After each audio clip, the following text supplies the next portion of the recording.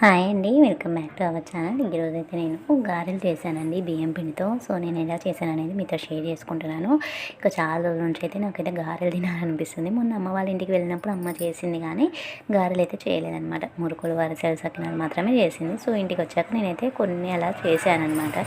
So దానికోసం అయితే ఒక 6 పచ్చిమిర్చి, ఒక 2 వెల్లుల్లిపాయలు అయితే తీసుకొని ఈ విధంగా తీసేసుకొని మిక్సీ పట్టుకోవాలండి. అంటే నేను ఇలా చేస్తానని మాత్రమే చూపిస్తున్నాను. ఇక్కడ కొద్దిగా బియ్యం పిండి తీసుకొని జల్లెడ పట్టుకున్నాను.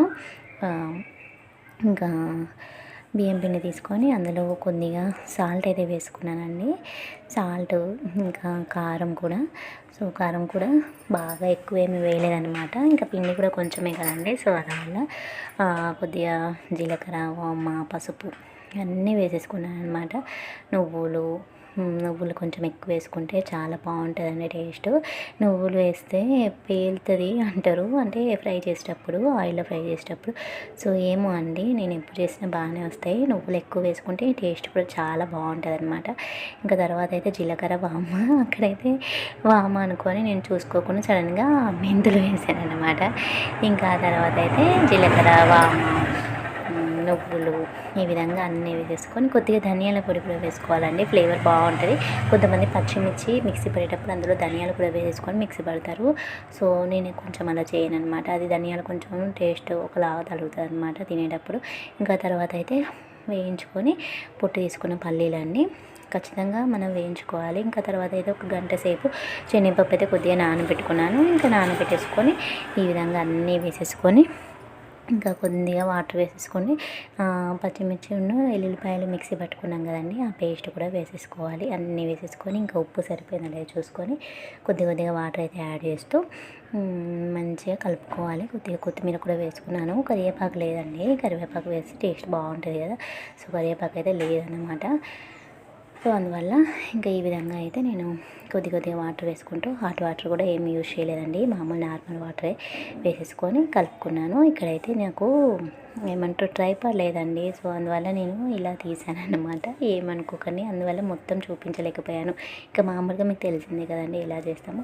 సో అలా కొంచెం సాఫ్ట్గానే, బాగా గట్టి కాకుండా కొంచెం సాఫ్ట్గానే కలిపేసుకున్నాను మంచిగా ఈ విధంగా అనమాట. ఈ విధంగా కలిపేసుకొని కొంచెం పెద్దగానే, ఇదంతా అయ్యేసరికి టైం పడుతుంది కదండి. మరీ చిన్న చేసుకుంటూ ఉంటే ఇంకా లేట్ అవుతుంది అనేసి కొంచెం పెద్దగానే చేసేసుకున్నాను అనమాట నేను బాల్స్. ఇంకా మనము ఎప్పుడు కానీ ఇవి చేసేటప్పుడు పూరి ప్రెస్తో చేసుకోవడమే బెటర్ అండి. ఎందుకంటే చేతితో చేస్తే కొంచెం ఒక దగ్గర పల్చగా, ఒక దగ్గర మందంగా అలా వస్తాయి అన్నమాట. అది మనం పూరి ప్రెస్ మీద చేస్తే మొత్తం సమానంగా వస్తాయి.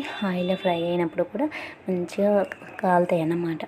సో నేనైతే పూరి ప్రెస్ లేకపోవడం వల్ల ఇంకా చేతితోనే చేశానమాట.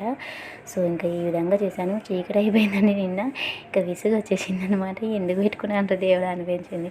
సో సరే చేశాను కదా, వీడియో కూడా తీద్దామనేసి మామూలుగా మీతో షేర్ చేసుకుందామని అయితే జస్ట్ అలా తీసాను అనమాట.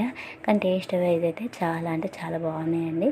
పూరి ప్రెస్తో చేసుకుంటే మాత్రం ఎక్సలెంట్గా వస్తాయి అనమాట. ఇంకా అన్నీ వేసేసుకున్నాం కదా, ఫ్లేవర్ అన్నీ కూడా మంచిగా పట్టేసుకొని టేస్ట్ అంటే అసలు సూపర్గా వచ్చాయి. నైట్ అయితే మా పిల్లలు అన్నం కూడా తినలేదన్నమాట. స్కూల్ నుంచి వచ్చాక అన్నీ ఇవే తినేసి ఇంకా పడుకున్నారనమాట.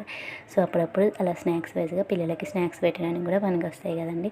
ఎప్పటికప్పుడు చేసుకుంటే టేస్ట్ కూడా చాలా బాగుంటాయి. సో ఈ విధంగా అయితే వచ్చాయని టేస్ట్ చాలా బాగున్నాయి.